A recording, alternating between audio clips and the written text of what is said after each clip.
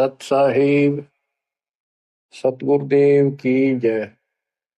बंदी छोड़ कबीर साहिब जी की जय। बंदी छोड़ गरीबदास जी महाराज जी की जय। स्वामी राम देवानंद जी गुरु महाराज जी की जय हो।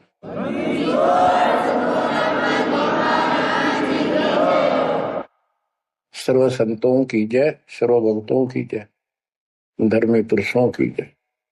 श्री काशी धाम की जय, श्री सुडानी धाम की जय, श्री क्रोथा धाम की जय, श्री बरवाड़ा धाम की जय। सत साहिब कबीर दंडवतम गोविंद गुरु बंदो जन सोई।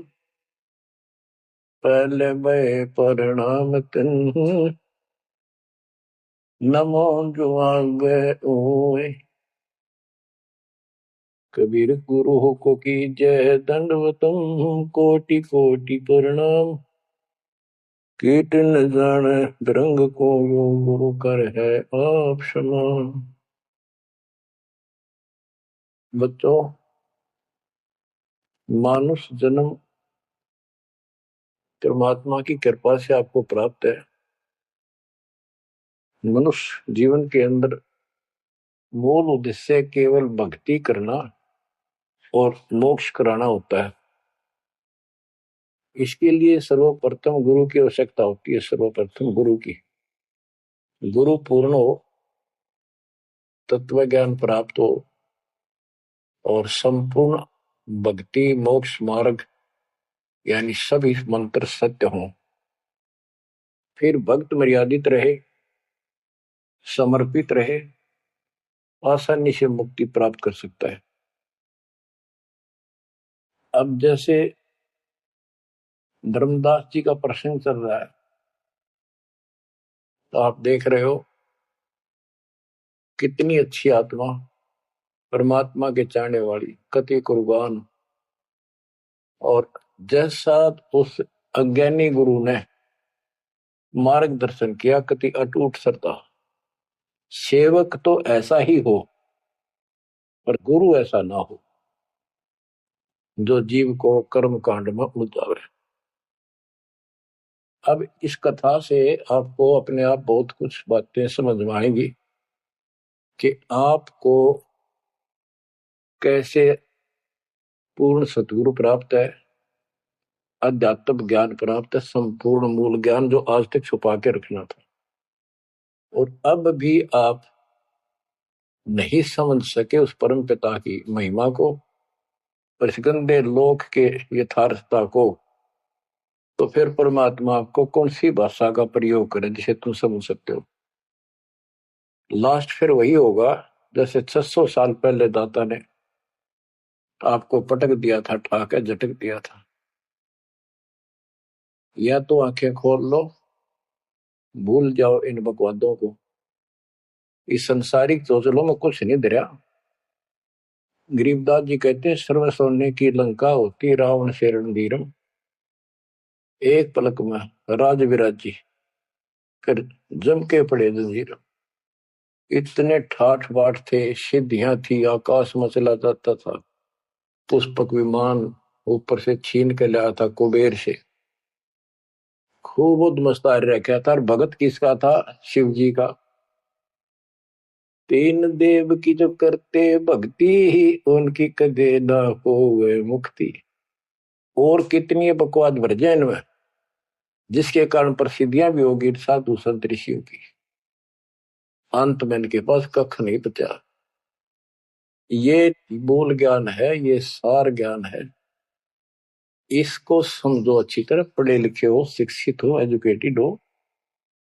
परमात्मा ने मनुष्य जीवन इसलिए दिया कि तुम कुछ बुद्धि भी एक्स्ट्रा रखते हो अन्य प्राणियों से, इसका सदुपयोग करो। बकवास बहुत कर ली, बाहर जाना पड़ेगा। अब बच्चों, प्रसंग धर्मदास जी का चल रहा है। देखो, अपना पिता अपने लिए कितना कष्ट उठा रहे हैं। एक जीव को काल की दलदल से बाहर खींचने के लिए कितना कुछ उन्होंने किया। बालक की तरह पीछे पीछे फिरे, कहाँ जंगल में, कहाँ किसी दरिया पे, कहाँ किसी तालाब पे, कहाँ कहाँ कष्ट वो मालिक उठाया उन्होंने। वो कहते 2 दिन मेरी शरण हो, ताका हूं मैं दास, केल केल लग गया फिर गुप्त गति आकाश। जैसे राजा अम्बरीश था, उसके पीछे लग रहे थे, लेकिन हम नहीं समझते जब हमारे पास 2 पैसे हो या 14 काल की छोटी सी। राजा था, भगत बतेरा था, यज्ञ बहुत करता था, वाह हो रही थी, पिछले संस्कार भी अच्छे थे। तो संस्कार कब बने, जब कभी कबीर साहब की शरण में था, जैसे कलयुग में हो तुम। अब ये जो रह जाएंगे ना, पार हो गए सो हो गए। भक्ति अच्छी करते हैं क्योंकि सत्साधना मिल गई। एक सांस की कीमत कितनी गजब की है, इसकी बहुत वैल्यू है। पार ना हुए तो फिर ये नो फंस जाएंगे काल के। इनको स्वर्ग में रखेगा, देवता बनावेगा, उड़ा माचे माचे आन देंगे, फिर राजा पृथ्वी बना देगा। पृथ्वी पा के फिर पिछले पुनों के कारण ठाठ तो होने हैं। और भक्ति भी करेगी आत्मा, क्योंकि पीछे भक्ति की चास पड़ी हुई है इसको। तो भक्ति गलत करें जाएंगे, लाभ न्यारे हुए दिखेंगे। यो काल का भयंकर जाल है। मालिक फिर भी अपने बच्चे के साथ रहता है, फिर भी उनको राह दिखाने की चेष्टा करता है, किसी न किसी रूप में अपनी सच्ची भक्ति फिर से बताने की चेष्टा करता है। मानते हैं ना मानते वो अलग बात है। फिर राजा जनक हुआ अम्बरीश का जीवन पूरा करके। राजा जनक का पूरा करके फिर स्वर्ग गया। स्वर्ग में जाते समय लूट लिया काल ने। बिना विवेक वेख जो धारा क्षोभ करते सो भी बिना विवेक के नु नाश करते हैं। उड़ा दया भाव दिखा दी, वो अपने पुण्य दे दिए। आप फिर नंगड़ होकर पृथ्वी पर आ गया। सारे पुण्य वहां खत्म कराया, आधे आधे ऊपर स्वर्ग में भोग लिए, और फिर पृथ्वी पर आ गए। पहले राजा था 2 जीवनों में, राजा अम्बरीश वाली आत्मा। अम्बरीश राजा, राजा जनक सीता का पिता। और फिर हुई आत्मा बाबा नानक बनी, खुद नौकर लगा के नवाब किया। जब इस स्थिति में आ गया, कति हैंड टू माउथ हो गए, तब दाता फिर मिले अपने बच्चे को। फिर राह दिखाने की चेष्टा की, खूब वाद विवाद किया। ने बोला आंखा देखो तो मानो, आंखा भी दिखाया जब जाकर माना। बच्चों ऐसे आज आपके साथ खाड़े कर रहा दाता देख कहां से के होने लग रही है, अभी तुम नहीं समझ पा रहे। What is this? इसका नाम है कबीर भगवान। इसको कहते सक्षम समर्थ परमात्मा। बच्चों यहाँ देखो, मालिक ने कैसे अपने बच्चों तक संदेश पहुंचाने लग रहे। काल ने जुल्म करने में कसर नहीं छोड़ी, पर यू भी तो उसका बाप है। और देखो अपने बच्चों को कैसे अमृत छकाने लग रहे। इन क्रियाओं को देखकर यह विश्वास कर लेना चाहिए कि आप समर्थ की शरण में आ चुके हो। द्वार धनी के पड़ा रहे, धक्के धनी के खावे, 100 काल झकझोरी कर द्वार छोड़ जाओ। इब तुम इतना जरूर कर दियो, और कुछ ना बने तो इतना रहियो, मालिक की शरण से दूर मत होना। चाहे दुखी दिखो चाहे सुखी दिखो, इब के आपका सतलोक में अगला कदम है, बस नथिंग एल्स। दूसरी बात नहीं है। पर होगा उनका जो मर्यादित रहेंगे, समर्पित रहेंगे, तन मन धन सब तेरा, ये कहने से नहीं, करना होगा। काल जाते आज ले चालो दाता, रखियो अपने चरण में। तो बच्चों फिर जब तक चाहोगे तब तक जीवन दे देगा आपको, जब तक चाहोगे। लेकिन अंत में एक ऐसा आप पर प्रेरणा हो जाएगी आपको, और आप ही कहोगे कि दाता ले चलो, बस बस बहुत होगी।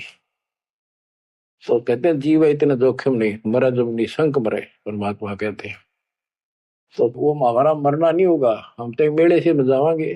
शरीर छोड़ा कहाँ चढ़ी, पक्षी उड़ा आकाश को चलते कर गया बीट, ये तो वो है। तो बच्चों प्रसंग धर्मदास जी का चल रहा है। परमात्मा ने धर्मदास जी को पूरी सृष्टि रचना फिर सुनाई, क्योंकि शुरुआत में उसने इसलिए सुनी थी, अपना तर्क मन में अलग रखा था। साथ में आमनी देवी ने भी सुनी, दोनों को विश्वास हुआ। परमात्मा से कहा कि जोड़ पानी में पूछो स्वामी, पानी माने हाथ, जोड़ पानी में पूछूं स्वामी, को कृपा कर अंतर्यामी। ओ साहब नाम का आही, परतै नाम कहो मोहि पाई। गुरु और सतगुरु तुमको कहूं, हे प्रभु कौन देश तुम रहो। परमात्मा बोले, ओ धर्मनी जो पूछो मोही, सुनो सुरती धर कहो मतोई। जिंदा नाम है सुन मेरा, जिंदा बेस खोज के ही तोरा। हम सतगुरु के सेवक आही, सतगुर संग हम सदा रहाई। सतपुरुष व सतगुर आही, सतलोक में वह सदा रहाई। सकल जीव के रक्षक सोई, सतगुर भक्ति काज जीव होई। सतगुर की भक्ति से जीव के सब काम ठीक होंगे। सतगुर सत्य कबीर सो आही, गुप्त प्रगट कोई चिन्ह नाही। सतगुर आज जगत तन धारी, दासा तन दर शब्द पुकारी। काशी रह परख हम पावा, सत नाम उन्मोहि दर डावा। परमात्मा अपने को छुपा के कहते परमात्मा तो सतलोक में रहता है और वहां से चलकर आया हुआ है। अब वो सतगुरु सत कबीर काशी में है। वो प्रगट है, गुप्त है। प्रगट का अर्थ है कि सामने बैठा है, गुप्त ऐसे है कि उसको कोई पहचान नहीं पा रहा। सतगुरु आज जगत तन धारी, उस सतगुरु ने, सतपुरुष ने, पूर्ण परमात्मा ने जगत में आके ये कबीर रूप धारण कर रखा है। और काशी रहे पर खम पावा, वो काशी में रहते हैं, हमने उनको पहचान लिया। सत नाम उन्मोहि दर डावा। ये सच्चा नाम, सच्चा ज्ञान, सही विधि उसने मुझे बताई। यम राजा का सब छल कीना, निरख परख यम सो भीना। तीन लोग को काल सतावे, ताको ही ये सब जग ध्यान लगाओ। तीन लोग को यू काल परेशान कर रहा है, दुर्गति कर रहा है तीन लोग की, सब प्राणियों की, और उनका ये ध्यान लगावे। ब्रह्मदेव जाको वेद बखाने, सोई है काल कोई मर्म न जाने। जिसको ब्रह्म भगवान के है ना, गुरु ऋषि, वो वही तो काल है। तिनके सुत अहि तिर देवा, सब जग करे उनकी सेवा। इनकी पूजा करते, ये उसके पुत्र है तीनों। तिरगुण जाल ये जग हुंदाना, जाने ने अवसल पुरुष पुराना। जाकी ई जग भक्ति कराई, अंत काल जीव को सोए दरखाई। जिसकी ये भक्ति करते हैं काल की, ब्रह्म की, या इनके तीनों पुत्रों की, अंत समय वो इनको खावे। सब जीव सतपुरुष के आही, ये सारे प्राणी उस सतपुरुष कबीर साहब के हैं। यम दे धोखा फांसाता ही, प्रथम बहे असुर यमराई। बहुत कष्ट जीवों के लाई, दूसरी काल कला पुन धारा। धर अवतार असुर से हारा, जीवन बहुविध कीन पुकारा। रक्षा कारण बहु करे पुकारा। जीव जाना ये धनी हमारा, दे विश्वास पुनः धर अवतारा। अब ये बताना क्या चाहते हैं परमात्मा। हिरण्यकशिपु, उसको काल ने पैदा किया, उसने उद्मस्तारे भगत को सताया, हाहाकार मची सारी जनता में। तो परमात्मा ने आकर उस राक्षस को मारा और विष्णु रूप दिखाना पड़ा, क्योंकि कबीर साहब को जानते नहीं थे। बच्चों, भगत का रक्षक केवल कबीर साहब है। प्रहलाद भगत था, प्रहलाद विष्णु जी का उपासक था। इस भक्ति को यहां तक लाने के लिए दाता ने आगा पीछा कुछ नहीं देखा, ना अपनी महिमा की आवश्यकता समझी। यदि वो महिमा चाहे तो काशी में 120 वर्ष रहे एक निर्धन जुलाहे की लीला में, वो 1 मिनट में कुछ भी कर सकते थे, दुनिया पीछे हो लेती। पर ये इस मार्ग में चला नहीं। तो क्या बताते हैं कि विष्णु रूप धारण कर लिया, विष्णु भी खुश हो गया। लोग क्यों विष्णु जी ने रक्षा कर दी, विष्णु जी ने रक्षा कर दी। अब ये काल का जाल ऐसे अड़ा रहा। अब कबीर साहब ने इसको उसी तरीके से समझाने की चेष्टा की है, अपना रोल निकाल दिया बीच में। कबीर साहब समझाना चाहते हैं कि एक तरफ तो काल ने राक्षस बनाए, फिर तुम कहते हो विष्णु ने नरसिंह रूप धार करके और हिरण्यकशिपु को मारा, इसलिए विष्णु की महिमा बन गई। अब लोग विष्णु के चिपक गए, इसको भगवान मानकर पूजन लाएंगे, हीरो हो गया यूं। जैसे पिक्चरों में देखो, हीरो दो चार रन गढ़ दे, बस वाह वाह वाह के जो है ना, इन करिश्मों को देखकर, चमत्कारों को देखकर इनका चिपक गए। ये सब काल का जाल है, परमात्मा ने इससे कोई लेना देना नहीं। परमात्मा चाहते थे इन भक्तों की आस्था बनी रहे, काल चाहता है ये नास्तिक हो जाए। प्रमाण के लिए परमात्मा से जब वार्ता हुई, इसने विवाद किया, तकरार करी, प्रथम बार आई। आखिर में लास्ट में जब सारी मन्नत मंगवा के वचन भरवा के ने बोला कि सबको उल्टा मार्ग लाऊंगा, गलत साधना पर दृढ़ कर दूंगा, देवता, तीर्थ, व्रत, मंदिर, इनकी पूजा हुआ और किसी को कोई यहां से निकल नहीं दो, कि ये साधना करेंगे आध्यात्मिक लाभ होए को नहीं, आप नास्तिक हो जाएंगे। आप देख लो वर्तमान में गांव के गांव बहुत अच्छी आत्मा के लोग हैं, स्त्री पुरुष, लेकिन भगवान से दूर हो चुके, इसलिए हो चुके हैं कि इनकी साधना करते करते दुरुक्ति रही है, वो साधना ठीक नहीं है। तो यहाँ परमात्मा धर्मदास की वो आंखें खोल रहा है कि जिनको तुम भगवान मान रहे हो ये ऐसे काल जाल कर रहा है।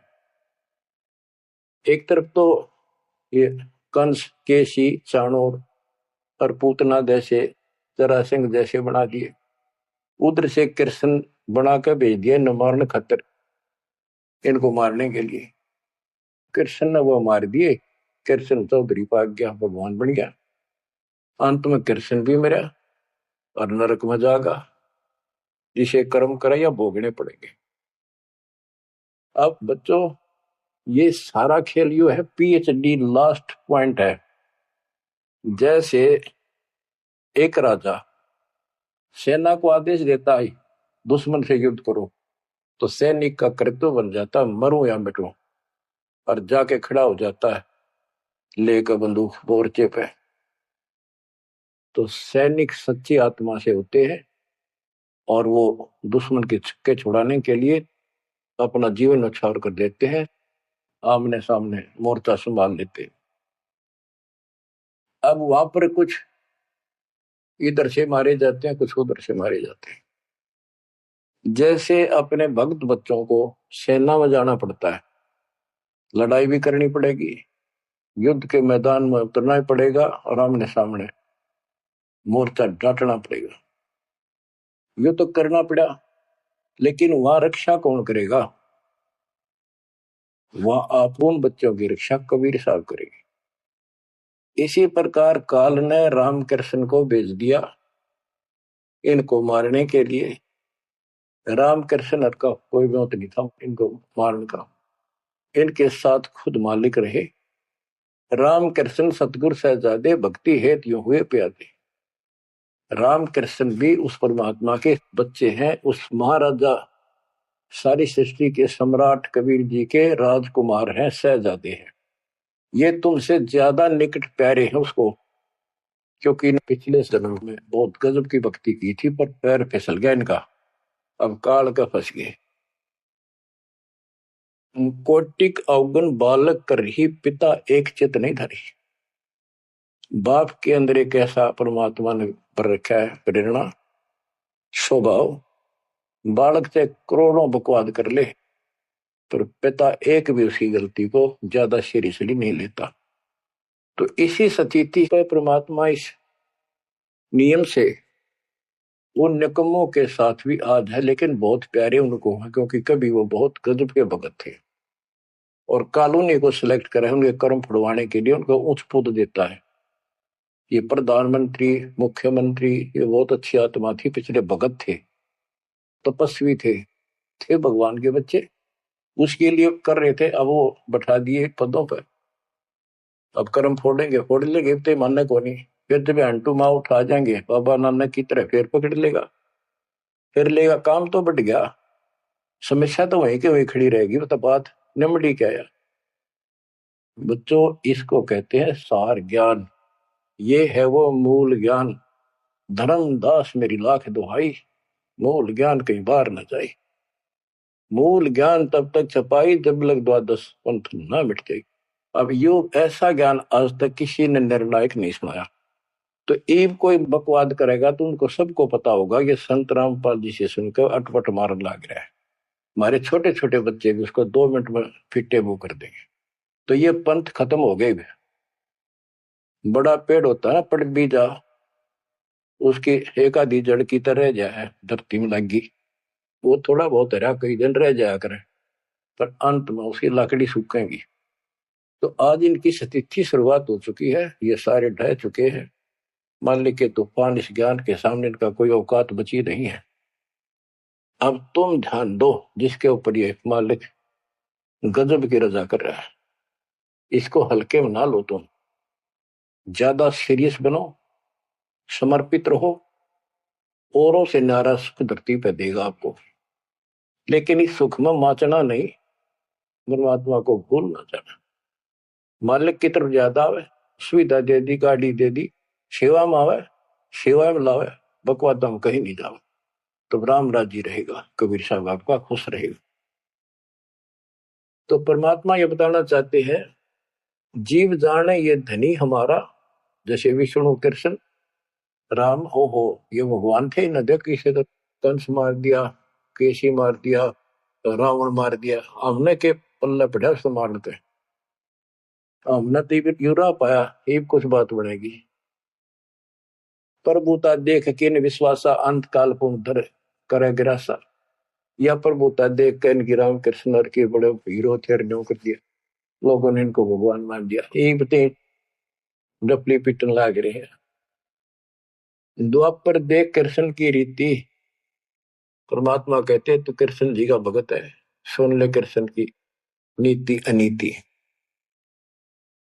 आप मानते हो कृष्ण ने गीता बोली, पहले तो गीता में उसको भगत बनाया, धार्मिकता सिखाई, और गीता का पाठ अर्थ बतलाया, और फोन उनको कहा युद्ध कर, युद्ध कर, तुझे कोई पाप नहीं लगेगा, और पीछे वो पाप लगा दिया। हिमालय में जाके गड़ो, अश्वमेघ यज्ञ करो, तुमने बंधुघात किया इसलिए पाप लगे। और जब जिस समय महाभारत समाप्त हो लिया युद्ध, और युधिष्ठिर को राजगद्दी दे दी गई, तो बच्चों युधिष्ठिर को भयंकर शोपन आने लगे।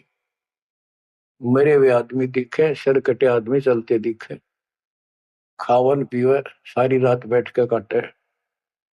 द्रौपदी ने देखा, उसने अपने अन्य पतियों को बताया, अर्जुन को, भीम को, आदि को, कि ऐसी स्थिति आपके भाई की है, यू ना सोता ना आपको बताता, ये उस दिन का मेहमान है।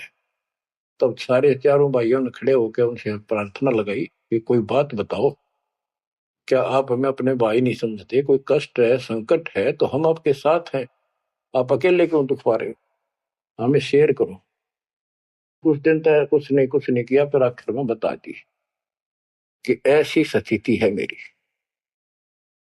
फिर क्या होता है जब ऐसा संकट आता है, अपने गुरु से ही बात करते हैं। श्री कृष्ण जी के पास गई, श्री कृष्ण जी को सारी स्थिति बताई कि हमारे भाई को ऐसे ऐसे समस्या होगी, कोई समाधान बताओ। तब वो कृष्ण जी कहते हैं कि तुम्हारे को जो युद्ध में तुमने पाप किए, बंधुघात किए, भाई मारे, भतीजे मारे, वो पाप लगा है, और इसके लिए एक अश्वमेध यज्ञ करो, उसकी शर्त बताई थी। अर्जुन उस समय स्तब्ध रह गया कि ये, और कृष्ण उस दिन तो कह था तुम्हें कोई पाप नहीं लगा तो निश्चिंत होकर युद्ध कर ले, मैंने सारे मार रखे, तो तेने मत बुलाना। आज ये पाप कहां से आ गए? विवाद करना इसलिए उचित नहीं समझा कि जब मैंने ये पॉइंट उठा दिया, भाई मेरा इलाज नहीं करा होगा, क्योंकि उसमें करोड़ों रुपए लगने थे उस धर्मयज्ञ के अंदर। और युक्ति ने सोचेगा भाई खुश नहीं है, मेरा इलाज कराना है, ये मर जाएगा, इतना धर्म कर्म का पक्का है। तो अर्जुन ने अपने सब्र का घूंट पिया, अपने दिल की झाल डटी और जैसा कहा वैसे यज्ञ करवाई। उस यज्ञ में शर्त थी कि एक पंचायन संघ अलग से रखा जाएगा कि एक आश्रम सा बना के साफ सुथरी स्वच्छ स्थान पर एक अलग से उसका स्टैंड बना के, और सब महापुरुष देवता पृथ्वी के ऊपर के लोक स्वर्ग लोक के सारे बुलाओ, और सब पृथ्वी के जीव ब्रह्मा विष्णु महेश सबको न्योता दे दिया। 56 करोड़ यादव, 12 करोड़ ब्राह्मण, 88,000 ऋषि, 33 करोड़ देवता, और ये सारे आगे। सबने भोजन खा लिया और शंख नहीं बजा, यानी यज्ञ संपूर्ण हुई नहीं। यज्ञ पूरी ना हुई तो पाप कटे नहीं, वो दुख नो का नो रहेगा।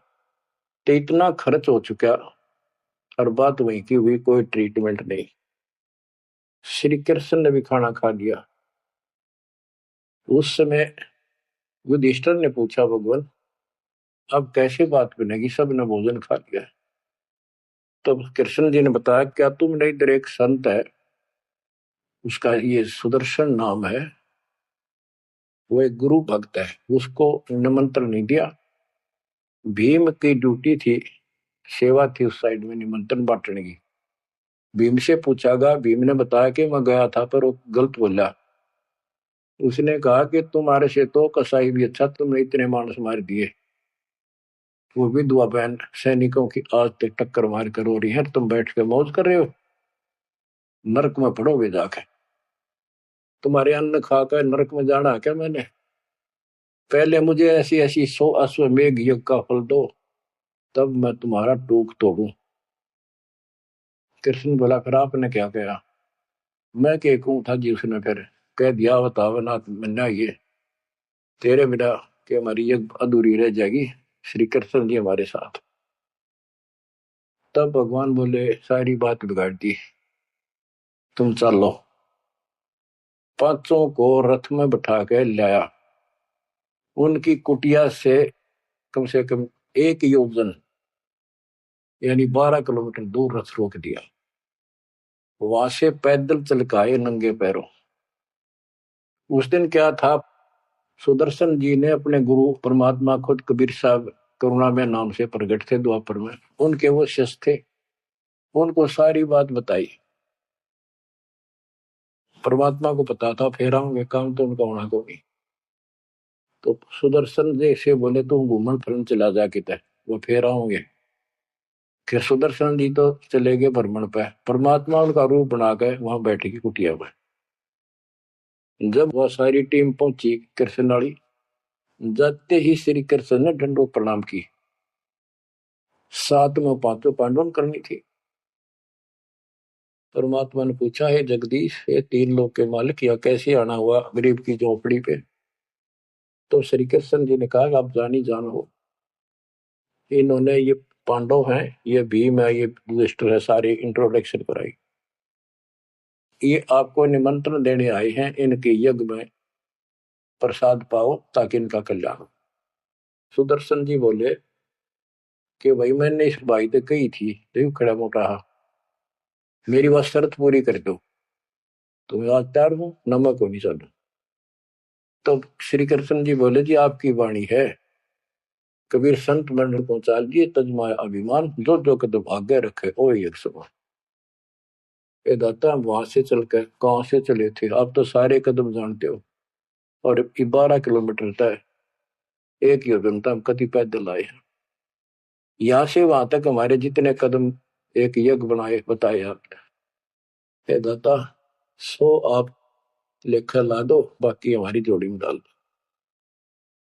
साधु भूखा भाव का, धन का भूखा ना। ने बोला, वे चलते। जब पहले भीम आया, डींग मारा था।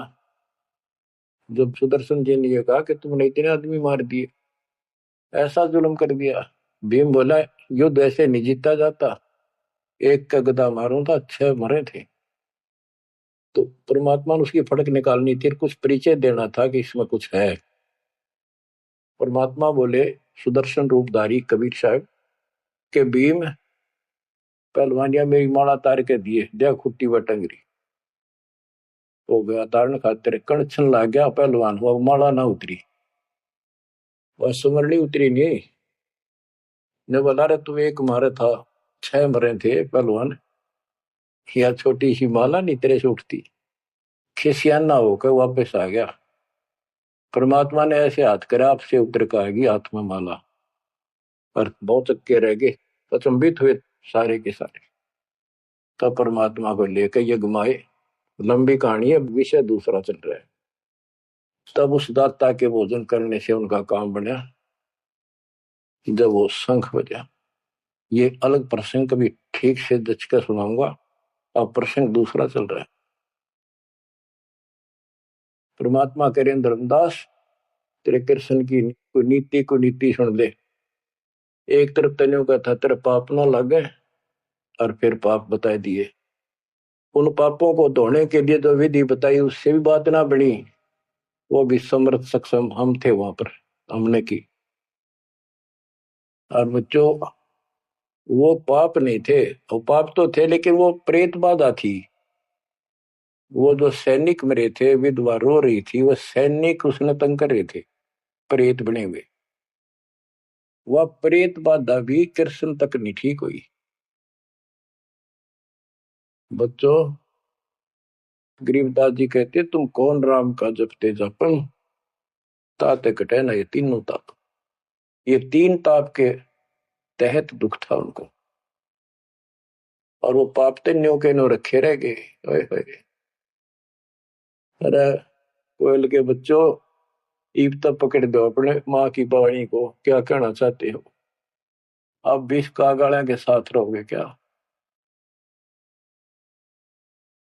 आप क्या बताते हैं गीता पाठ का अर्थ बतलावा पुण्य पाछे बहु पाप लगावा बंधु घात दोष लगावा पंडों का बहु काल सतावा पांडवों को काल ने खूब परेशान किया और अंत में क्या हुआ जब दुर्वासा जी ने श्राप दे दिया कि जैसे कृष्ण जी के पुत्र प्रद्युम्न और 2 4 5 और बच्चे मिलकर दुर्वासा जी द्वारका की बनी में बैठे थे तपस्या कर रहे थे कुछ दिन के लिए कहीं कहीं रुक जाते थे वो पता चला कि बड़ा पहुंचा हुआ संत सिद्ध आ रहा है द्वारका के बच्चे श्री कृष्ण को समर्थ मान चुके थे किसी ने कंस मार दिया केसी राक्षस मार दिया चाणूर मार दिया ऐसे काल्यवन मार दिया तो इन्होंने सोच रहे थे कृष्ण तो ऊपर धरती पे कोई सही नहीं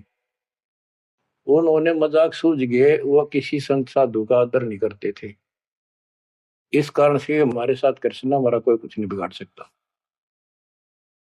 तो उन्होंने शरारत सूझी के नो कहे दुर्वासा भूत भविष्य वर्तमान त्रिकाली बता दिए 3 काल की जानता है चलो इसकी परीक्षा लेंगे एक प्रद्युम्न का पेट पर कढ़ाई बांध दी छोटी सी लोहे की और लेडीज कपड़े पड़ा दिए गुजरिया वाले ऐसा दिखा दिया जाके जैसे बच्चा पेट में गर्भ है इसका यो पूछने गए महाराज इनका कई साल में दया करी दाता ने 12 साल हो गए बयान अब ये जानना चाहते हैं कि इनका लड़का होगा लड़की बड़े उतावले हैं आप भूत भविष्य की सारी जानो दुर्वासा जी ने देखा ध्यान लगा के ताकि बकवाद करना रहे गुस्से में होकर ने बोला या 2 कुल का नाश होगा इस तरह ना लड़का हो ना लड़की हो और आंख लाल करी बाज लिए बच्चे थे सब ना के बता पता चला यानी उस दुर्वासा के श्राप का कृष्ण तक बात गई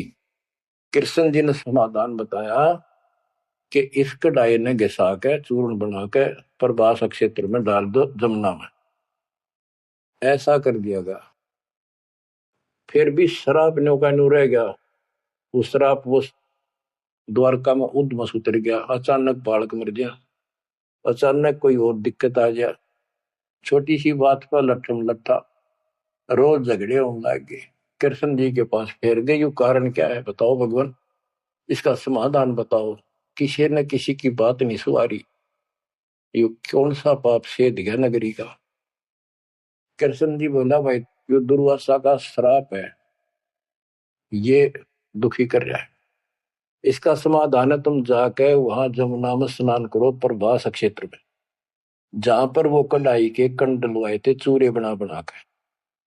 उसमें एक कड़ा घिसा नहीं था कढ़ाई का, पूरा ना घिसा, थोड़ा बहुत घिसा, चमकीली सी वस्तु होगी, वो मछली ने खा ली। एक बालिया नाम का मछियारा था और साथ में शिकारी था। वो मछली पकड़ी, वो आगे उसने काट के देखी, उसमें चमकीली धातु थी। उसका अपना तीर का एरो बनवा दिया, आगे का ऐसा विषाक्त करके जहर में बुझवा के।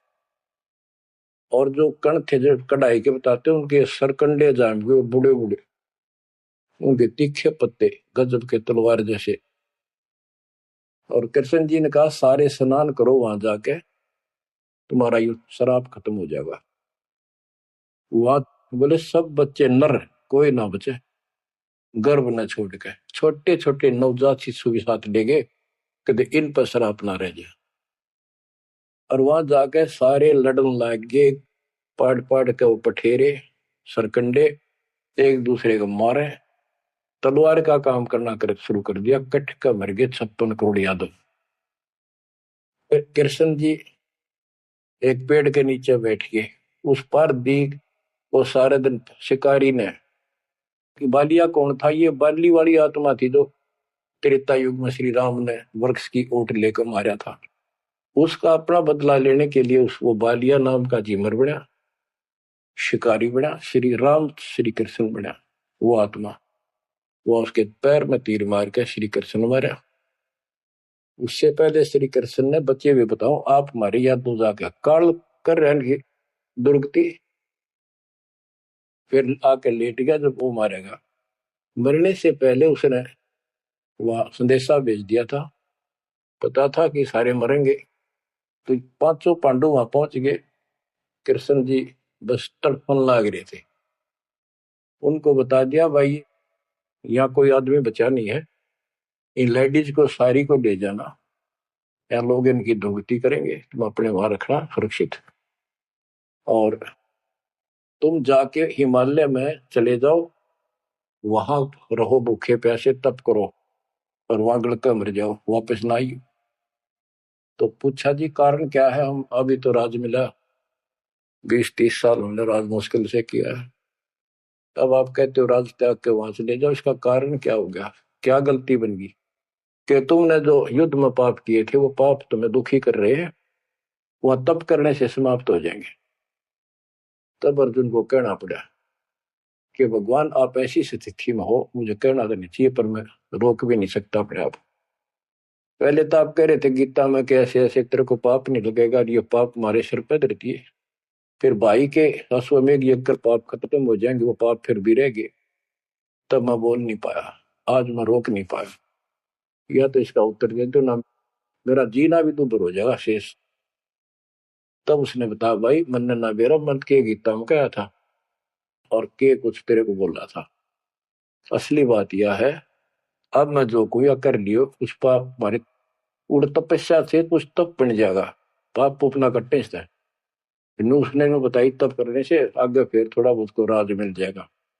इनके पास इतनी सटोरी है, ज्यादा नहीं। तो बच्चों देखो काल का जाल, उसका अंतिम संस्कार श्री कृष्ण का करके वो चले गए। और अर्जुन एकलन छोड़ गए, एकला योद्धा है, कोई खतरा नहीं, सब लेडीज को लेकर चाल पड़ा गोपियों को। रास्ते में बिल्लों ने पकड़ लिया, उन्हें पीटा इस अर्जुन को, गोपियां लूट ले गए, लड़कियां ठा ले गए रामजादे।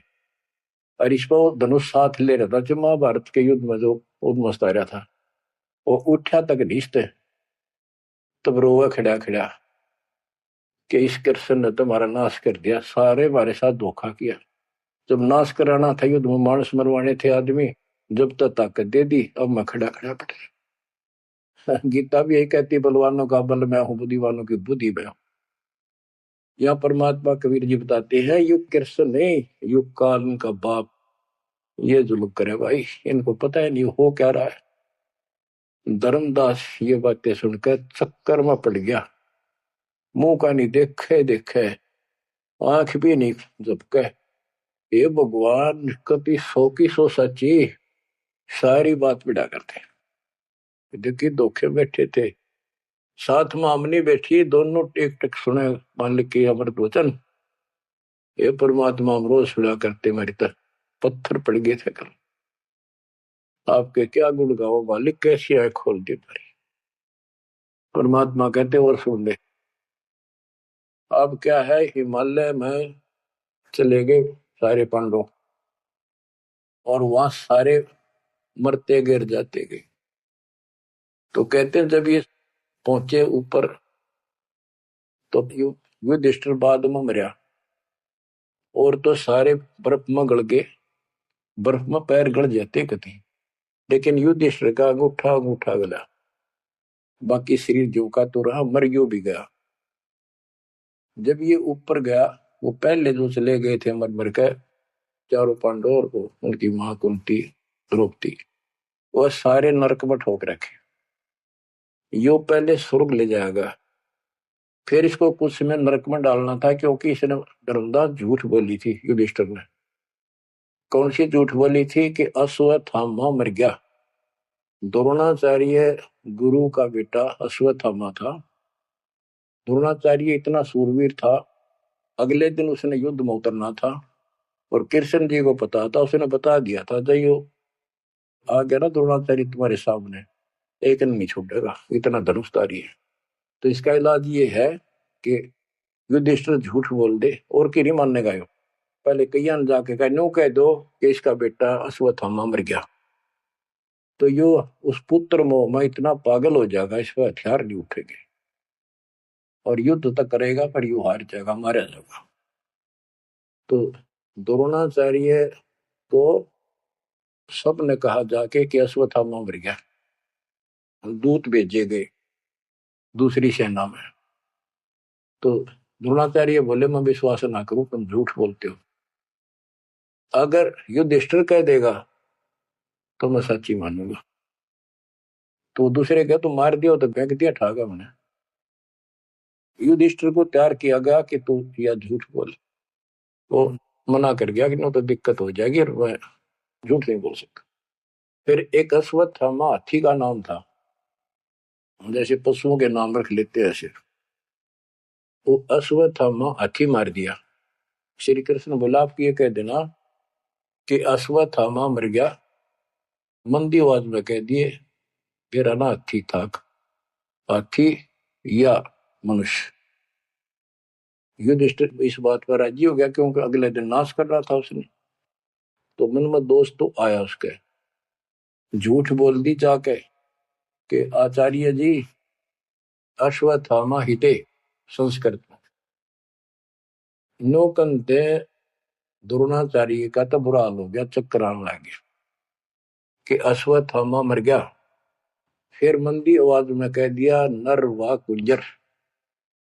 नर था या कुंजर हाथी, पता नहीं नर था या कुंजर। अब वो नर कुंजर कड़े सुना था तो पागल होकर गिर गया।